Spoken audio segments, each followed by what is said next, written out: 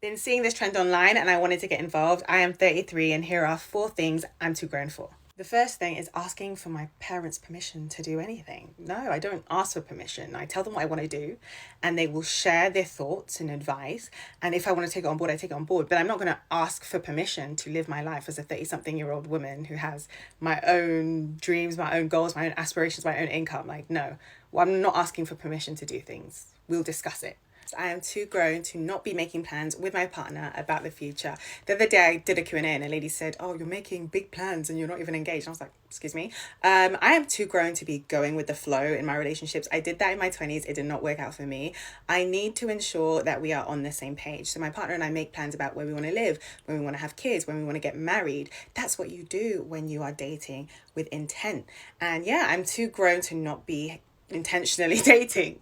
I'm also too grown to be a hater. And I know some people will say, oh, that's more about self love and happiness than growth. But I think it is tied to being grown because with an element of wisdom and maturity and growth, you understand that your journey is your own, your path is your own. Everyone has their own individual journey, and no one's happiness will take away from yours. No one's success will take away from yours. So it is very hard for me to see another person or other people and be envious and dislike them for absolutely no reason but them living a life I wish I had. That is very, very hard, if near impossible for me to feel.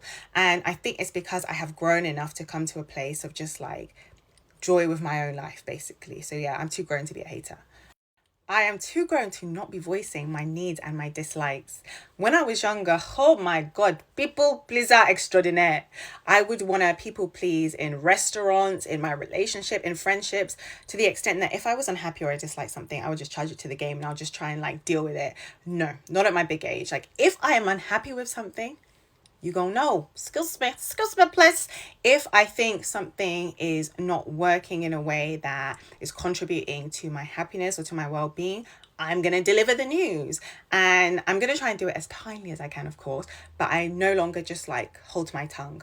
I speak up. I've done 4, so this one is a bonus one, and it's not so relevant now. I'm in a relationship, but I guess if I was single, I'd be too grown for this.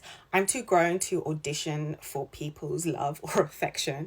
Like back in the day, I was comfortable doing that. Unfortunately, at my big age, no, that's not how my dating life worked in my 30s. You either saw my value or you didn't, and if you didn't, I would go where I'm being celebrated.